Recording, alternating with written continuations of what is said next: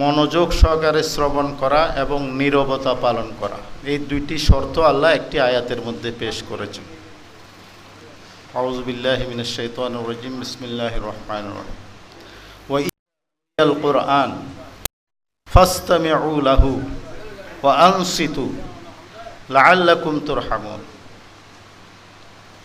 সম্ভবত সূরা আরাফের 204 নম্বর আয়াত। যদি আয়াত নম্বর ভুল হয় হাফেজ শব্দের থেকে মিলিয়ে নেবেন। যখন তোমাদের সামনে কোরআন পাঠ করা হয় তখন তোমরা পূর্ণ মনোযোগের সাথে শ্রবণ করো এবং নীরবতা পালন করো। তাহলে এখানে আল্লাহ দুইটা শর্ত আরোপ করেছেন, লাআল্লাকুম তুরহামুন। তাহলে আশা করা যায় যে তোমরা আল্লাহর অনুগ্রহ প্রাপ্ত হবে। আমরা আল্লাহর অনুগ্রহ পেতে চাই তো নাকি? তাহলে এই দুইটা শর্ত মেনে চলতে হবে। আর এই দুইটা শর্তের ব্যাঘাত ঘটে মোবাইলের কারণে। সেই জন্য মোবাইলের ব্যাপারে দৃষ্টি আকর্ষণ করা হয়েছে। মোবাইলগুলো বন্ধ করে রাখলেই ভালো হয়, আর যদি বন্ধ করার সমস্যা হয় সাইলেন্ট করে রাখেন, না হলে এই ওয়াজিব লঙ্ঘিত হয়। পারস্পরিক কথা, বাইরে থেকে কথা আসলে যদি মোবাইল ধরি তাহলে এই ওয়াজিব পালন করা যায় না। তো এই আয়াতের মধ্যে আল্লাহ দুইটি শর্ত আরোপ করলেন। একটা হচ্ছে মনোযোগের সাথে শ্রবণ করতে হবে, আর একটা হচ্ছে পূর্ণ নীরব থাকতে হবে, অন্য কোনো কথা বলার সুযোগ নেই কোরআনের আলোচনার সময়। দ্বিতীয় আরেকটা আয়াতে আল্লাহ আরও দুইটি শর্ত আরোপ করেছেন। সূরা সাদের 29 নম্বর আয়াত, কিতাবুন আনজালনাহু ইলাইকা মুবারাক লিয়াদাব্বারু আয়াতিহি ওয়ালিয়াতাযাক্কারা উলুল আলবাব। এইটা হচ্ছে একটি বরকতময় কিতাব, মহান কিতাব। এটা নাজিলের উদ্দেশ্য হচ্ছে লিয়াদাব্বারু আয়াতিহি, যাতে আয়াতগুলো নিয়ে অনুসন্ধিৎসা করা হয়, গবেষণা করা হয়, চিন্তা ভাবনা করা হয়। তাহলে 3 নম্বর শর্ত হচ্ছে বাহিরের সকল চিন্তাকে বাদ দিয়ে মন মগজকে কাজে লাগিয়ে, আল্লাহর বুদ্ধি বিবেককে কাজে লাগিয়ে, খোলা মন নিয়ে বদ্ধমূল ধারণা পরিহার করে আল্লাহর আয়াতগুলোকে বুঝার চেষ্টা করা। এটা হলো 3 নম্বর শর্ত, লিয়াদাব্বারু আয়াতিহি ওয়ালিয়াতাযাক্কারা উলুল আলবাব। আর প্রকৃত জ্ঞানীরা এখান থেকে শিক্ষা গ্রহণ করে থাকে। 4র্থ শর্ত হচ্ছে শুধুমাত্র জানার জন্য জানা নয়, বলার জন্য বলা নয়, বরং এখান থেকে শিক্ষা গ্রহণ করা। বক্তা এবং শ্রোতা সকলের উচিত হচ্ছে এখান থেকে আমার জীবনের জন্য যা প্রয়োজনীয় শিক্ষা আছে সেটা আমি গ্রহণ করব এবং নিজের জীবনকে পরিবর্তন করব, সেই সিদ্ধান্ত থাকতে হবে। এই দুইটা আয়াত মিলে 4টা শর্ত হইল, মনোযোগ সহকারে শ্রবণ করা, নীরবতা পালন করা, আয়াত নিয়ে চিন্তা ভাবনা করা এবং শিক্ষা গ্রহণের নিয়ত নিয়ে বসা, শিক্ষা গ্রহণের জন্যই শোনা বা বলা। এই শর্তগুলোর উপর থাকার জন্যই আমাদেরকে কোরআনের শুরুতে তাআউযু এবং তাসমিয়া পড়তে হয়। আউযুবিল্লাহ পড়ার মানে হচ্ছে শয়তানের সাথে শত্রুতার ঘোষণা দেওয়া, কারণ শয়তানেই আমাদের শত্রু। ফাত্তাখিযুহু আদুওয়া, তার সাথে শত্রুতা করে আল্লাহর বন্ধু হইতে হবে। সেজন্য এই শত্রুতার উপর অটল থাকার জন্য, শয়তানের সকল ষড়যন্ত্র থেকে বাঁচার জন্য আল্লাহর কাছে আশ্রয় প্রার্থনা করা, এটাই হচ্ছে আউযুবিল্লাহ। এরপরে তাসমিয়া কেন, বিসমিল্লাহ কেন? আমরা নিজের চেষ্টার উপর, নিজের অধ্যয়নের উপর নিজেরা নির্ভর করব না, আমরা সকল বিষয়ে আল্লাহর উপর সুবর্দ করব। আল্লাহর উপর নির্ভর করেই আমরা পড়ব, শুনব, জানব, চলার চেষ্টা করব। আল্লাহ আমার যদি সহায়ক হন তাহলে অল্পতে আমার বেশি বরকত হবে, আর আল্লাহ যদি সহায়ক না হন আমি শত চেষ্টা করলেও বরকত পাবো না, বুঝতে পারবো না, শিক্ষার উপর চলতে পারবো না। লা হাওলা ওয়ালা কুওয়াতা ইল্লা বিল্লাহ মানে হচ্ছে এটা, যে আল্লাহর অনুমোদন ছাড়া কোনো ভালো কাজ করারও সুযোগ নেই, আল্লাহর অনুমোদন ছাড়া কোনো খারাপ কাজ থেকে বাঁচারও সুযোগ নেই। সেজন্যই তাআউযু এবং তাসমিয়া পড়া। তা আমি বড় করে বলবো, আপনারাও মনে মনে তাআউযু এবং তাসমিয়া পড়বেন ইনশাআল্লাহ। আউযু বিল্লাহি মিনাশ শাইতানির রাজীম, বিসমিল্লাহির রহমানির রহিম। আল কারিআহ মাল কারিআহ ওয়া মা আদরাকা মাল কারিআহ ইয়াউমা ইয়াকুনুন নাসু কাল ফারাশিল মাবসুস وتكون الجبال كالعهن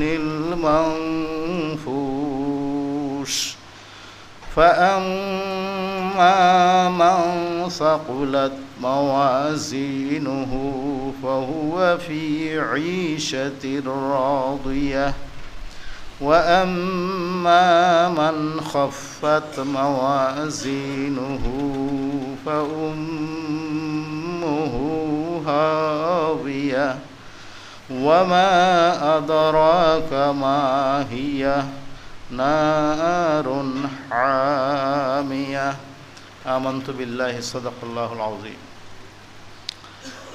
আপনাদের সামনে কোরআনে মজিদের 101 নম্বর সূরা সূরা আল কারিয়া। এটা আশা করি প্রায় সকলেরই মুখস্থ থাকার কথা। এই সূরাটি আপনাদের সামনে তেলাওয়াত করা হয়েছে। এর উপরেই নির্ধারিত সময়ের মধ্যে সংক্ষিপ্ত আলোচনা করার নিয়ত করেছি, যদি আল্লাহ তৌফিক দান করেন। ওমা তৌফিকি ইল্লা বিল্লাহ আলাইহি তাওয়াক্কালতু ওয়া ইলাইহি উনীব। এরশাদ হচ্ছে আল কারিয়া, মহা দুর্ঘটনা। মাল কারিয়া, কি সেই মহা দুর্ঘটনা? ওমা আদরাকা মাল কারিয়া, তুমি কি জানো সেই মহা দুর্ঘটনা কি? ইয়াউমা ইয়াকুনুন নাসু কাল ফারাশিল মাবসুস, সেদিনের ভয়াবহতা এমন, লোকদের অবস্থা হবে ছড়িয়ে ছিটিয়ে থাকা পোকামাকড়ের মতো, পতঙ্গের মতো। ওয়া তাকুনুল জিবালু কাল ইহনিল মানফুস, আর এই পাহাড়গুলোর অবস্থা হবে রং বেরঙের ধুনা পশমের মতো, তারা উঠতে থাকবে। ফাআম্মা মান সাকুলাত মাওয়াজিনুহু, অতঃপর যার পাল্লা ভারী হবে, ফাহুয়া ফি ঈশাতির রাদিয়া, সে মনের মতো সুখী স্বাচ্ছন্দ্যের জীবন লাভ করবে। ওয়া আম্মা মান খাফফাত মাওয়াজিনুহু, আর যার পাল্লা হালকা হয়ে যাবে, ফা উম্মুহু হাওয়িয়া, তার আবাসস্থল, তার আশ্রয়স্থল হবে হাওয়িয়া, গভীর খাত। ওয়ামা আদরাকা মা হিয়া, তুমি কি জানো সেই হাওয়িয়া কি, সেই গভীর খাত কি? নারুন হামিয়া, সেটি হচ্ছে প্রজ্বলিত আগুন। আপনাদের সামনে সূরার অনুবাদও পেশ করা হলো। এখন আমরা সংক্ষেপে সূরার উপরে কিছু আলোচনা করার দিকে যাচ্ছি ইনশাআল্লাহ। সূরা আল কারিয়া আপনারা জানেন, এটা প্রথম দিকে নাজিলকৃত সূরা, মক্কি জীবনের প্রাথমিক পর্যায়ে সূরা। প্রথম দিকেই যে আয়াতগুলো, যে সূরাগুলো নাজিল হয়েছে, তার অধিকাংশই মৌলিক বিশ্বাসকে সংশোধন করার জন্য নাজিল হয়েছে। তাওহীদ, আল্লাহ সম্পর্কে ধারণা আছে, কিন্তু তাওহীদের সাথে শিরক মিশ্রিত ছিল, সেজন্য শিরক মুক্ত তাওহীদের দিকে আহ্বান জানানো হয়েছে। এরপরে রিসালতের ধারায় আখিরি নবী জনাবে মুহাম্মদুর রাসূলুল্লাহ সাল্লাল্লাহু আলাইহি ওয়াসাল্লামের মাধ্যমে নবুয়তের মিশন স্বয়ং সম্পূর্ণ হয়েছে। সেজন্য রাসূলুল্লাহ সাল্লাল্লাহু আলাইহি ওয়াসাল্লামের রিসালত, নবুয়ত মেনে নেওয়ার আহ্বান ছিল সেই প্রথম দিকে সূরাগুলোতে। রিসালতের পরিপূর্ণ ধারা মানার পাশাপাশি লা নুফাররিকু বাইনা আহাদিম মির রাসূলি, যে কোনো রসুলদের আমরা পার্থক্য করি না। আদম আলাইহিস সালাম থেকে শুরু করে ঈসা পর্যন্ত সকল নবী রসুলকে মেনে নিতে হবে। পাশাপাশি আখেরি নবীকে, নবুয়তের মিশন যে শেষ, আর নবী আসবেন না, তিনিই সর্বশ্রেষ্ঠ, তিনিই সর্বশেষ, এটাকে মেনে নিতে হবে। এটা ছিল 2 নম্বর বিষয়। আর 3 নম্বর হচ্ছে আখেরাত। কারণ দুনিয়ার এই চাকচিক্যময় জীবনে যদি পরকালীন নাজাতকে জীবনের উদ্দেশ্য করা না হয়, তাহলে তাওহীদ এবং রিসালতের উপরে সঠিক বিশ্বাস থাকা সত্ত্বেও দুনিয়া আমাদেরকে বিভ্রান্ত করবে, আমরা সঠিক মঞ্জিলে পৌঁছতে পারবো না, আমরা পথের মাঝখানেই পথ হারাবো। সেজন্য সবচাইতে বেশি আলোচনা হয়েছে আখিরাতের উপরে। আর কোরআন থেকে হেদায়েত লাভের যত শর্ত তার মধ্যে অন্যতম হচ্ছে অবিল আখিরাতি হুম ইউকিনুন, আখিরাতের ব্যাপারে দৃঢ় ইয়াকিন ছাড়া, ফেইথ অ্যান্ড কনভিকশন ছাড়া কখনো কোরআনের হেদায়েতের পথ পাওয়া যায় না। সেজন্য আখিরাতের বিশ্বাস এটা খুবই গুরুত্বপূর্ণ। এই দুনিয়ার মধ্যে থেকেই এই সংক্ষিপ্ত হায়াতকে কাজে লাগাতে হবে এবং আখিরাতের সফলতাকে টার্গেট করেই পথ চলতে হবে। আখিরাতের সফলতাই হচ্ছে মৌলিক সফলতা। দুনিয়াতে আমি অনেক সফল হইলাম, কিন্তু পরকালে গিয়ে আমার এগুলো কোনো কাজ দেবে না যদি আমি আল্লাহর আযাব থেকে বাঁচতে না পারি এবং আল্লাহর রেজামন্দি হাসিল করতে না পারি। মান যুহজিহা আনিন নার ওয়া উদখিলাল জান্নাহ ফাকাদ ফাস। কোরআনের আলোকে সফলতার সংজ্ঞাই হলো যে জাহান্নাম থেকে বেঁচে গেল এবং জান্নাত লাভ করলো, ফাকাদ ফাস, সেই সফল হলো। সেই সফল জীবনের দিকে যাতে আমরা পথ চলি, সেজন্য আখিরাতের উপরে বিস্তারিত আলোচনা প্রথম দিকে সূরাগুলোতে হয়েছে। আর কোরআন শরীফের এমন কোনো পৃষ্ঠা পাওয়া যাবে না যেখানে আখিরাতের ব্যাপারে আলোচনা হয় না। সেখানে সংক্ষেপে হোক, একটু বিস্তারিত হোক, কিন্তু আখিরাতের আলোচনা ঘুরে ফিরে আসে। সেজন্য আখিরাতকে আমাদের দৃঢ় ইয়াকিনে পরিণত হতে হবে। এটা হতে পারে, এটার নাম ঈমান নয়। এটা অবশ্যই হবে, এটার নাম ঈমান। যদি আমরা মনে করি হ্যাঁ এরকম আসছে, এটা হইতে পারে, এইরকম আফসা আফসা বিশ্বাস করার নাম ঈমান নয়। এটা অবশ্যই ঘটবে, আল্লাহ এবং আল্লাহ রসুল যেটা বলেছেন সেটা অবশ্যই হবে, হবেই হবে। আমাকে সেখানে যেতে হবে, মোকাবেলা করতে হবে, এবং সেখানে নিষ্ফল হইলে আমার জীবন ব্যর্থ, সেখানে সফল হইলে আমি সফল। এই ধরনের দৃঢ় ইয়াকিন ছাড়া, দৃঢ় ঈমান ছাড়া কখনো হক পথে থাকা যায় না। এই সূরার মধ্যে প্রথম 3টা আয়াতে কিয়ামতের প্রথম দিকের ভয়াবহতা ফুটিয়ে তোলা হয়েছে। এরপরে কিয়ামতের মাঠে যে নেকি বদির ওজন করা হবে সেই বিষয়ে কথা বলা হয়েছে, এবং শেষের দিকে চূড়ান্ত পরিণতির কথা বলা হয়েছে। কিয়ামতের আলোচনা বিভিন্ন সূরাতে বিভিন্নভাবে এসেছে, কিন্তু এখানে খুব সংক্ষেপে মৌলিক কথাগুলো এসেছে, কারণ সংক্ষিপ্ত সময়ের মধ্যে বিস্তারিত আলোচনার সুযোগ নেই। সেই জন্য আমরা এই সূরাটা বাছাই করেছি। এখানে সংক্ষিপ্ত কিন্তু ব্যাপক অর্থপূর্ণ কথা এসেছে। প্রথম 3টা আয়াতে বলা হয়েছে আল কারিয়া, মহা দুর্ঘটনা। এই কারিয়া শব্দটি আমাদের কাছে পরিচিত। এটা আমরা এই যে দরজায় গিয়ে কড়া নাড়ি, এই কড়া নাড়া শব্দটা কারিয়া শব্দ থেকে এসেছে। কড়া নাড়ি কেন? কড়া নাড়ি ভিতরে যারা আছে তাদেরকে সতর্ক করা, তাদেরকে আহ্বান করা, তাদেরকে বাহিরে যে একজন লোক আসছে সেই বিষয়ে জানান দেওয়া। সেই জন্য আমরা কি করি? কড়া নাড়ি। তাহলে কড়া মানে হচ্ছে একটার উপর একটা ঠক্কর লাগা। এই যে দুনিয়া মহাবিশ্ব ব্যবস্থাপনা, এটা আল্লাহর একটি হুকুমের মাধ্যমে সুন্দর ব্যবস্থাপনা পরিচালিত হচ্ছে। হাল তারা মিন ফুতুর, আসমান জমিনের এই সৃষ্টির মধ্যে তোমরা কি কোনো ত্রুটি দেখতে পাও? ফারজিল বসর সুম্মারজিল বসর, তোমরা বারবার গবেষণা করো, সেখান থেকে কোনো ত্রুটি বের করতে পারবা না। সেই রকম একটি সুশৃঙ্খল ভারসাম্যপূর্ণ ব্যবস্থাপনাকে আল্লাহ সেদিন এই বন্ধনটা শিথিল করে দেবেন। যখন বন্ধনটা উঠে যাবে তখন একটার উপর একটা পরে ঠকঠকানি শুরু হয়ে যাবে। তাহলে এটা মহা একটা বিপর্যয় সৃষ্টি হবে, সেটা বোঝানোর জন্যই আল কারিয়া শব্দটি ব্যবহৃত হয়েছে। এবং কোরআন শরীফের একটি সুন্নাহ হচ্ছে গুরুত্বপূর্ণ বিষয়কে একবার না বলে প্রশ্নের আকারে বারবার বলা হয়। যেমন এখানেও আল কারিয়া, মহা সেই দুর্ঘটনা। মাল কারিয়া, কি সেই মহা দুর্ঘটনা?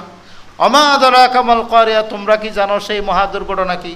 তাহলে 3বার বিভিন্ন ভিন্ন আঙ্গিকে প্রশ্নের আলোকে আল্লাহ আমাদের দৃষ্টি আকর্ষণ করেছেন, যাতে আমরা বেখবর হয়ে না যায়, আমরা যাতে সেই বিষয়ে সচেতন থাকি সবসময় যে এই দুনিয়া একদিন ধ্বংস হয়ে যাবে, ধ্বংসের পরে আবার কেয়ামত হবে। কেয়ামত মানে প্রতিষ্ঠিত হয়ে যাওয়া, ধ্বংসের পরে আবার নতুনভাবে সাজানো হবে, সেখানে আমাকে জবাবদিহির সম্মুখীন হতে হবে। এই বিষয়টা যাতে আমরা কখনো ভুলে না যাই, এই কথা বোঝানোর জন্য অন্যান্য আয়াতে বিভিন্ন শব্দে চয়ন করা হয়েছে। যেমন তাম্মা শব্দ ব্যবহৃত হয়েছে। তাম্মা মানে হচ্ছে মহাসংকট। সূরা নাজিআত ৭৯ নম্বর আয়াতে ৩৪ নম্বর আয়াতে আল্লাহ বলছেন, ফাইযা জাআতিত তাম্মাতুল কুবরা, যখন সেই মহাসংকট উপস্থিত হবে। তাহলে এখানে তাম্মা মহাসংকট বলে এই কিয়ামতকে বোঝানো হয়েছে।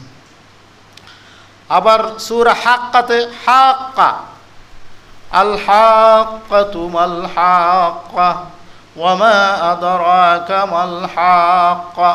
হাক্কা মানে যেটা সত্য সত্য সত্য, অবশ্যম্ভাবী ঘটনা যেটা হবে। তাইলে কিয়ামতের নামের মধ্যে একটা নাম হচ্ছে হাক্কা। সেদিন এটা বাস্তবেই সংগঠিত হবে সেটা বোঝানোর জন্য আল্লাহ এই হাক্কা শব্দ ব্যবহার করেছেন, এবং এই শব্দও এখানে ৩ বার আসছে। এরপরে এটা সাহা বলা হয়েছে। সাহা মহা ধ্বংসধ্বনি, সাহা। যেমন সূরা ইয়াসিনের মধ্যে আছে, মা ইয়ানজুরুনা ইল্লা সাইহাতান ওয়াহিদা, সাইহাতুন ওয়াহিদা, একটি মহা ধ্বংসের ধ্বনি। সূরা ইয়াসিনের ৪৯ নম্বর আয়াতে এটা আসছে। সূরা হাক্কা হচ্ছে ৬৯ নম্বর সূরা, এটার ১ থেকে ৩ নম্বর আয়াতে হাক্কা শব্দ আসছে। এরপরে সাখা শব্দের কথা আসছে, কান ফাটানো শব্দ, কান বিদীর্ণকারী শব্দ। এই শব্দ দিয়ে এটা বোঝানো হয়েছে। ৮০ নম্বর সূরা, সূরা আবাসার ৩৩ নম্বর আয়াতে, ফাইযা জাআতিস সাখা ইয়াউমা ইয়াফিরুল মারউ মিন আখিহি ওয়া উম্মিহি ওয়া আবিহি ওয়া সাহিবাতিহি ওয়া বানি লিকুল্লি ইমরিইম মিনহুম ইয়াউমাইযিন শাআনুন ইউগনি। এইভাবে এখানে কান ফাটানো শব্দ দিয়ে এই কিয়ামতকে বোঝানো হয়েছে। আবার কিয়ামত শব্দও আছে, লা উকসিমু বিয়াউমিল কিয়ামা, যেটা প্রচলিত শব্দ, সেটাও আল্লাহ চয়ন করেছেন সূরা কিয়ামার মধ্যে। এইভাবে গাশিয়া বলা হয়েছে, হাল আতাকা হাদিসুল গাশিয়া ৮৮ নম্বর সূরা গাশিয়ার মধ্যে, অর্থাৎ সমাচ্ছন্নকারী, সকল কিছুকে আচ্ছন্ন করে ফেলবে এই বিপদ, মহাবিপদ, সেটা বোঝানোর জন্য গাশিয়া শব্দ ব্যবহার করা হয়েছে। আবার সূরা নাজিয়াতের ৪২ নম্বর আয়াতে সা মহাকাল হিসাবে বর্ণনা করা হয়েছে। ইয়াসআলুনাকা আনিস সাআতি আইয়ানা মুরসাহা, তারা জিজ্ঞেস করে সেই মহাকাল কখন আসবে। সা মানে মুহূর্ত, সা মানে ঘড়ি, সা মানে ঘন্টা, সা মানে হচ্ছে কিয়ামত, অর্থাৎ সেই মহাকাল যখন আসবে। এরপরে ওয়াকিয়া বলা হয়েছে, ইজা ওয়াকাতিল ওয়াকিয়া, ৫৬ নম্বর সূরার নামই হচ্ছে ওয়াকিয়া, মানে মহাসংগঠন, সেই সংগঠন যখন সংগঠিত হবে। এইভাবে কিয়ামতকে বোঝানোর জন্য বিভিন্ন আয়াতে বিভিন্ন শব্দ দিয়ে এটার ভয়াবহতা বোঝানো হয়েছে। এটার সাথে সিংহাধ্বনির একটি সম্পর্ক রয়েছে। যেমন অনুফিখা ফিস সূর, সূরা ইয়াসিনের মধ্যে আসছে, যখন সিংহায় ফুঁক দেওয়া হবে। অথবা সূরা জুমারের মধ্যে আছে, অনুফিখা ফিস সূরি ফাসাইকা মান ফিস সামাওয়াতি ওয়া মান ফিল আরদ ইল্লা মান শা আল্লাহ সুম্মা নুফিখা ফিহি উখরা ফাইযা হুম কিয়ামুন ইয়ানজুরুন। প্রথম সিংহাধ্বনি, মহাসিংহাধ্বনিতে সকল কিছু মৃত্যুবরণ করবে, আল্লাহ যাকে চাইবেন তাকে ছাড়া। মানে এখানে আজরাইল ছাড়া সবাই মারা যাবে। আজরাইল মারা যাবে আল্লাহর হুকুমে, বলা হবে মুত, তুমি মরে যাও, তখন আজরাইল মারা যাবে। এরপরে দ্বিতীয় সিংহাধ্বনিতে বলা হচ্ছে ফাইযা হুম কিয়ামুন ইয়ানজুরুন, এরপরে নতুনভাবে সংগঠিত হয়ে নতুন ব্যবস্থাপনা চালু হবে, কিয়ামতের মাঠ পয়দা হয়ে যাবে, সেখানে জবাবদিহি হবে। এইভাবে সিংহাধ্বনির কথা আসছে। এই সিংহাধ্বনির বিষয়ে বিস্তারিত বলার সুযোগ নেই। এই আয়াত অনুযায়ী সিংহাধ্বনি অনেকে ২ রকম বলেছেন। একটা হচ্ছে নফখাতুল ফানা, ধ্বংসের ধ্বনি, আর একটা হচ্ছে নফখাতুল কিয়াম, প্রতিষ্ঠা হওয়ার ধ্বনি। এই আয়াত অনুযায়ী 2 ধরনের বলেছেন অনেকে, কিন্তু আবার অনেকে 3 ধরনের বলেছেন। আমাদের মরহুম আব্বাস আলী খান যে মৃত্যু যবনিকার উপরে কিতাবটা লিখেছেন, কে কে পড়েছেন মৃত্যু যবনিকার উপরে কিতাবটা? মৃত্যু যবনিকার উপরে মরহুম আব্বাস আলী খান, এটাও পড়েন নাই সবাই, একটা পড়ে নেবেন ইনশাআল্লাহ। উনি জেলখানায় বসা উইথাউট রেফারেন্সে এত একটা সুন্দর কিতাব লিখেছেন, মাশাআল্লাহ, আলহামদুলিল্লাহ। আল্লাহ ওনাকে এইটাই নাজাতের ওসিলা বানিয়ে দিন। এই কিতাবটা পড়বেন। উনি সেখানে 3 ধরনের সিংহাধ্বনির কথা বলেছেন। নফখাতুল ফেজা, ভীত সন্ত্রস্ত করার ধ্বনি; নফখাতুস সায়েক, মৃত্যুবরণ করার ধ্বনি; নফখাতুল কিয়াম, প্রতিষ্ঠিত হওয়ার ধ্বনি। উনি সেখানে 3 ধরনের সিংহাধ্বনির কথা আলোচনা করেন, সেটাও কোরআন শরীফের পরবর্তী আয়াতগুলোতে আছে। এইভাবে কেউ আবার 4 ধরনের সিংহাধ্বনির কথাও বলেছে, কিন্তু 3 ধরনের সিংহাধ্বনির বিষয়টা সবচাইতে বেশি মশহুর। যেমন এখানেও আমরা যেই শব্দ চয়ন পাচ্ছি সেটা নফখাতুল ফেজা, আল কারিয়ার সাথে ভীত সন্ত্রস্ত করার যে ঘণ্টাধ্বনি এবং ধ্বংসযজ্ঞ শুরু হওয়ার যে ঘণ্টাধ্বনি, সেটার সাথে এখানে সম্পর্ক দেখা যাচ্ছে। কারণ ইজা জুলজিলাতিল আরদু জিলজালাহা ওয়া আখরাজাতিল আরদু আসকালাহা ওয়া ক্বালাল ইনসানু মা লাহা, প্রচণ্ড কাঁপুনির মাধ্যমে এমন একটা অবস্থা সৃষ্টি হবে, মানুষ বলছে মা লাহা, কি হইল, কি হইল, হঠাৎ করে কি হয়ে গেল। তাহলে এখানেও বলা হচ্ছে কি, আল কারিয়ার পর কি বলা হচ্ছে, ইয়াউমা ইয়াকুনুন নাসু কাল ফারাশিল মাবসুস ওয়া তাকুনুল জিবালু কাল ইহনিল মানফুস। কিয়ামতের বিবরণীতে অনেক ধরনের বিবরণী আসছে, যেমন সূরা ইনফিতার মধ্যে ইজাস সামাউন ফাতারাত, আসমানের কথা আসছে, ওয়াইজাল বিহারু সুজ্জিরাত, সমুদ্রের কথা আসছে। এখানে মৌলিকভাবে শুধু 2টা কথা বলা হয়েছে। কিয়ামতের মধ্য থেকে আল্লাহ এই সূরাতে মৌলিকভাবে 2টা কথা বাছাই করেছে। একটা হচ্ছে মানুষের অবস্থা কি হবে, আর একটা হচ্ছে মাউন্টেন বা পর্বতের অবস্থা কি হবে। এই 2টাকে কেন বাছাই করলেন? কারণ এই 2টা হচ্ছে আমাদের জীবনের সাথে সরাসরি জড়িত। একটা হচ্ছে দুনিয়াকে নিয়ে আমরাই পরিকল্পনা করি, মহাপরিকল্পনা করি। আমাদের পরিকল্পনা, উচ্চ আকাঙ্ক্ষা এই পরিমাণ, আলহাকুমুত তাকাসুর হাত্তা জুরতুমুল মাকাবির, পরবর্তী সূরাতে আল্লাহ বলছে। আমাদের আশা আকাঙ্ক্ষা এত বেশি যে আমরা পরিকল্পনা, মহাপরিকল্পনা করতে করতে নিজের কবর নিজে জিয়ারত করি। হাত্তা জুরতুমুল মাকাবির মানে আমি অনুবাদ করি এইভাবে, হাত্তা জুরতুমুল মাকাবির, তোমার কবর তুমি জিয়ারত করা পর্যন্ত তোমার আশা শেষ হয় না। অর্থাৎ কবর পর্যন্ত আমাদের পরিকল্পনা, মরে যাব সেই চিন্তা আছে না। তাহলে সেজন্য মানুষের অবস্থাটাকে এখানে তুলে ধরা হয়েছে। এরপরে দ্বিতীয়, যেই দুনিয়া নিয়ে আমরা পরিকল্পনা করি, যেই দুনিয়াতে বসে পরিকল্পনা করি, যেই দুনিয়ার উপর উন্নয়ন পরিকল্পনা করি, সেই দুনিয়ার ভারসাম্য রক্ষাকারী হচ্ছে পাহাড়। সেই অল জিবালা আউতাদা, পাহাড় পর্বতকে আল্লাহ বানিয়েছেন ব্যালেন্সিং ফ্যাক্টর হিসাবে, দুনিয়াকে সঠিক রাখার জন্য। তাহলে এখানে সেই পাহাড়ের কথা বলা হয়েছে। সেই পাহাড় যদি নড়ে চড়ে যায়, পাহাড়ের ভারসাম্য যদি নষ্ট হয়ে যায়, তাহলে কি দুনিয়ার ভারসাম্য থাকবে? থাকবে না। তাহলে এখানে যেই 2টা বিষয় আল্লাহ চয়ন করেছেন, এই 2টা আমাদের লাইফের সাথে, আমাদের জীবনের সাথে সরাসরি জড়িত বিষয় এখানে অ্যাড্রেস করা হয়েছে।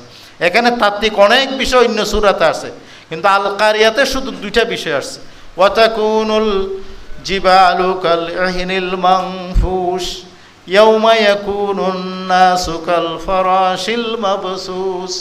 সেদিন তোমরা মানুষেরা যারা দুনিয়া নিয়ে স্বপ্ন দেখছো, পরিকল্পনা সাজাচ্ছ, আখেরাতকে ভুলে বসে আছো, সেই যখন ঘণ্টাধ্বনি দেওয়া হবে, সেই যখন ঠকঠকানি অবস্থা শুরু হবে, তখন তোমাদের অবস্থা হবে বিক্ষিপ্ত বিচ্ছিন্ন পোকারাজের মতো। এটা বোঝার জন্য রাতের আঁধারে আপনার বাসার বাইরে একটা লাইট জ্বালানো আছে, কল্পনা করে।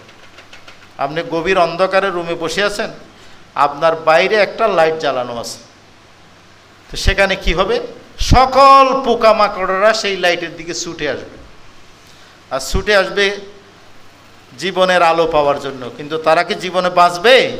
বাঁচবে না। সেই লাইটে ঠোকর খেয়ে সব মারা পড়ে, দেখবেন যে নিচে সব মরা পোকামাকড় পড়ে আসে। কি এটা অভিজ্ঞতা আছে না আপনাদের? আছে? তাহলে এই রকম অবস্থা হবে মানুষের। তোমরা মানুষ আজকে অনেক চিন্তাশীল, অনেক বুদ্ধিজীবী, অনেক যোগ্যতা মনে করতেছো, কিন্তু আসলে যখন কিয়ামতের ভয়াবহতা শুরু হবে, তোমার মতো এই শক্তিশালী মানুষের, যারা দুনিয়াকে পরিচালনা করছো, ধরাকে সরা জ্ঞান করছো না, ক্ষমতার লোভ, অর্থের লোভ তোমাদেরকে বেসামাল করে দিয়েছে, সেই মানুষের অবস্থা হবে কাল ফারাশিল মাবসুস, সেই বিক্ষিপ্ত বিচ্ছিন্ন পোকারাজের মতো। তোমরা এতই দুর্বল, নিজেদেরকে যতই শক্তিশালী মনে করো না কেন, আসলেই তোমাদের অবস্থা এরকম দুর্বল। তাহলে সেই মানুষের অবস্থাটা যদি আমরা মনে রাখি, তাহলে আমরা নিজেদেরকে যে অনেক বেশি শক্তিশালী মনে করি, অনেক বেশি যোগ্য মনে করি, সেই ধারণা থেকে আমরা নিয়ন্ত্রণ করতে পারবো, অহংকারী হব না, আমরা গোলামি করতে পারবো। তাহলে এই কথা স্মরণ করার জন্যই বলা হয়েছে ইয়াউমা ইয়াকুনুন নাসু কাল ফারাশিল মাবসুস ওয়া তাকুনুল জিবালু কাল ইহনিল মানফুস। এই যে ল্যাপতোষক যারা বানায়, এরা যে পশমগুলো, তুলাগুলো ভরার আগে কি করে, টক টক করে কি করে দুনে না, তখন এই তুলাগুলো বাতাসে আশেপাশে উঠতে থাকে। তাহলে যেই মজবুত পাহাড় পর্বত সৃষ্টি করা হয়েছে দুনিয়ার ভারসাম্য সৃষ্টি করার জন্য, দুনিয়াকে ভারসাম্য রাখার জন্য, যাতে সেই দুনিয়ার উপর চলাচল করতে পারো, সেই দুনিয়া নিয়ে তুমি পরিকল্পনা করতে পারো, কিন্তু সেই পাহাড়ের অবস্থায় আল্লাহ টলিয়ে দেবেন। সেই পাহাড়ের অবস্থা হবে দুনা পশমের মতো বাতাসে উঠতে থাকবে। তাহলে পাহাড় যদি ব্যালেন্স হারিয়ে ফেলে, তাহলে কি দুনিয়ার ভারসাম্য থাকবে, দুনিয়ার অস্তিত্ব থাকবে? থাকবে না। সেজন্য আল্লাহ এই ইয়ের মধ্যে মৌলিকভাবে দুইটা জিনিস এনেছে। একটা হচ্ছে মানুষের অবস্থা কীরকম হবে, আর একটা হচ্ছে পাহাড়ের অবস্থা কীরকম হবে। তাহলে তোমরা যেই দুনিয়ার উপর ভিত্তি করে পরিকল্পনা করতেছো, সেই দুনিয়া আল্লাহর একটি হুকুমের জন্য অপেক্ষা করছে। একটা হুকুম হইলেই সেই রকম টলমলান অবস্থা হয়ে যাবে। আর তোমরা মানুষেরা যে বুদ্ধি, চিন্তা, ভাবনা, পরিকল্পনা, মহাপরিমর্শ, তোমাদের মানুষের অবস্থা এরকম দুর্বল। তাহলে আমরা যারা অ্যাক্টর, আমাদের অবস্থাও দুর্বল, আর দুনিয়ায় দাঁড়িয়ে যে পরিকল্পনা, সেই দুনিয়ার অবস্থাও কি দুর্বল হয়ে যাবে। তাহলে এই দুইটা মৌলিক বিষয়কে এখানে আনা হয়েছে। কিয়ামতের আরও অনেক বিস্তারিত কথা রয়েছে। তাহলে এই দুইটা বিষয় আমাদেরকে চিন্তা করে, আমাদেরকে সর্বদা মৃত্যুর কথা চিন্তা করে চলতে হবে। এখন কিয়ামতের পর্যায়ে এটা অনেক বিস্তারিত বিষয়, কিন্তু আমার কিয়ামত কবে? আল্লাহ রসুল বলছেন মাম্মাতা ফকাদ কামত কিয়ামতাহু আও কামা ক্বালান নবী সাল্লাল্লাহু আলাইহি ওয়াসাল্লাম। আমার কিয়ামত হচ্ছে যেদিন আমি মারা যাব। তাহলে আমাকে শুধু কিয়ামতের এই ভয়াবহতা পড়ের মধ্যে লিপ্ত থাকলে হবে না, আমাকে আমার মৃত্যু নিয়েও চিন্তা করতে হবে, আমাকে আমার মৃত্যু নিয়েও চিন্তা করতে হবে। আর এই মৃত্যু এমন, এটা আসার কোনো সিরিয়াল নেই। দাদার আগে নাতিও চলে যায়, বাপের আগে ছেলেও চলে যায়। আসার সময় সিরিয়াল আছে, কিন্তু যাওয়ার সময় কি কোনো সিরিয়াল আছে? সিরিয়াল। আর আল্লাহ বলছেন এটা কিতাবম মুআজ্জালা, এটা হচ্ছে সুলিখিত কিতাব, নির্ধারিত মোমেন্ট। লা ইস্তাখিরুনা সাআতাম ওয়া লা ইস্তাকদিমুন। আমি চাইলে এক মুহূর্ত বাড়াই নিতে পারবো না, এক মুহূর্ত কমাইতেও পারবো না। বেআইয়া আরদিন তমুত, জমিনের কোন অংশে আমার মরণ হবে সেটাও আল্লাহ নির্ধারণ করে রেখেছেন। তাহলে এই মৃত্যুকে স্মরণ করা এবং মৃত্যু পরবর্তী জীবনকে মাথায় রেখে জীবন ধারণ করা, এটাই হচ্ছে বুদ্ধিমানের কাজ। একবার মসজিদে একদল লোক খুব হাসাহাসি করতেছে, আল্লাহ রসুল সেখানে উপস্থিত হলেন। আল্লাহ রসুল বললেন না যে তোমরা হাসাহাসি কেন করছো, হাসাহাসি বন্ধ করো, এটা বলে নাই। আল্লাহ রসুল কি বললেন? ফাআকসিরু যিকরা হাদিমিল লাযযাত আল মাউত। তোমরা বেশি করে জিকির করো ওই জিনিসের, যেই জিনিস তোমাদের এই সমস্ত আনন্দকে কি করবে? মিটিয়ে দেবে। তাহলে সেই মৃত্যুর স্মরণ না থাকলে আমরা বেপরোয়া হয়ে যাব। কারণ আমার মৃত্যু হচ্ছে আমার জন্য কিয়ামত। আমার যেদিন মৃত্যু হবে সেই দিনই আমার কিয়ামত শুরু হয়ে গেল, আমি কবরের বাসিন্দা হয়ে গেলাম। তাহলে আমাকে মৃত্যুর স্মরণ করতে হবে। সেজন্য রিপোর্ট বইয়ের ভূমিকাতে দুইটা হাদিস আছে। এই দুইটা হাদিস কার কার মুখস্থ আছে? একটু হাত উঠান দেখি। রিপোর্ট বইয়ের ভূমিকাতে যে দুইটা হাদিস আছে, দেখেন খুব কম হাত উঠছে, তাই না? এই দুইটা মুখস্থ করে নেবেন এখন গিয়ে। আল কাইয়িসু মান দানা নাফসাহু ওয়া আমিলা লিমা বা'দাল মাউত ওয়াল আজিজু মান ইত্তাবা নাফসাহু হাওয়াহা ওয়া তামান্না আলাল্লাহ আও কামা ক্বালা নবী সাল্লাল্লাহু আলাইহি ওয়াসাল্লাম। বলছে বুদ্ধিমান ব্যক্তি হচ্ছে ওই ব্যক্তি, আল কাইস, সে হচ্ছে বুদ্ধিমান, যে মন্দানা নফসাহু, যে নিজের নফসের উপরে নিয়ন্ত্রণ আরোপ করতে পারে, ও আমিল আলিমা বাদাল মাউত, এবং মৃত্যুর পরবর্তী কথা স্মরণ রেখেই জীবন ধারণ করে। ওয়ালা আজিজু মান ইত্তাবা নাফসাহু হাওয়াহা, আর নির্বোধ হচ্ছে ওই ব্যক্তি যে মন যা চায় তাই করে, মন যা চায় তাই করে। ও তামান্না আলাল্লাহ, আবার আল্লাহর উপর বড় বড় আশাও করে, যেহেতু আল্লাহ রহমানুর রহিম, আল্লাহ অবশ্যই মাফ করে দেবেন, এইরকম আশা করে। কিন্তু আর রহমানুর রহিমের পরেই তো আছে মালিক ইয়ৌমিদ্দিন। কাজে রহমান রহিমের মধ্যে শুধু লিপ্ত থাকলে হবে না, মালিক ইয়ৌমিদ্দিনের ভয়ও করতে হবে। আল ঈমানু বাইনাল খৌফি ওয়ার রিদা, আল্লাহর উপর আশা যেমন করতে হবে, ভয়ও করতে হবে, তাহলে আমার ঈমান ভারসাম্যপূর্ণ থাকবে, আমার ঈমানের উপর সঠিক পথের উপর আমি থাকতে পারবো। তাহলে আমাকে কিয়ামতের ভয়াবহতার পাশাপাশি নিজের মৃত্যুকেও স্মরণ করতে হবে, এবং মৃত্যু পরবর্তী জীবনের কথা স্মরণে রেখেই আমাকে জীবনযাপন করতে হবে। সর্বশেষ দিকে আল্লাহ পরিণতির কথা বলেছেন, ফাআম্মা মান সাকুলাত মাওয়াজিনুহু ফাহুয়া ফি ঈশাতির রাদিয়া ওয়া আম্মা মান খাফফাত মাওয়াজিনুহু ফাউম্মুহু হাবিয়া ওয়া মা আদরাকা মা হিয়া নারুন হামিয়া। তাহলে এখানে নেকি বদি ওজন করার কথা বলা হয়েছে। এখানে বোঝা যাচ্ছে যে নেকির পাল্লা যদি ভারী হয় তাহলে আল্লাহ আমাকে জান্নাত দান করবে, ঈশাতুর রাদিয়া, স্বচ্ছন্দপূর্ণ জীবন। আর এখানে এই জান্নাতের নাম ধরা হয় নাই। আমরা 8টা শ্রেণীর জান্নাতের কথা জানি, যেটা এখানে নাম আসে নাই, সেটা আপনারা পড়ে নেবেন। যেমন 8টা স্তর হচ্ছে জান্নাতুল ফিরদাউস, দারুস সালাম, দারুল খুলদ, দারুল মাকাম, জান্নাতুল মাওয়া, জান্নাতুল নাঈম, জান্নাতুল আদন, দারুল করার। এইভাবে 8টা জান্নাতের তবকার কথা বলা হয়েছে। আর আল্লাহ রসুল বলছেন তোমরা জান্নাতুল ফেরদাউসের কামনা করো। আমরা কেউ মরলে আমরা কি দোয়া করি? আল্লাহ তাকে জান্নাতুল ফেরদাউস দাও। আমরাও চাইব কি? জান্নাতুল ফেরদাউস চাইব। জান্নাতুল ফেরদাউস আমাদেরকে 1 নম্বর মর্যাদা চাইতে হবে। আর সেই জান্নাতুল ফেরদাউস পাওয়ার জন্যই আমরা কি করতেছি? জেহাদ ফি সাবিলিল্লাহ করতে গিয়ে।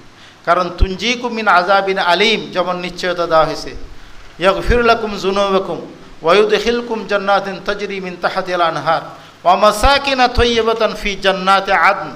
এখানে আদন শব্দ আসছে, চিরকাল অবস্থিতির সেই জান্নাতে আমাকে স্পেশালাইজ মর্যাদা দেওয়া হবে। সেই জন্য তো আমরা জেহাদ ফি সাবিলিল্লাহ করছি। আল মান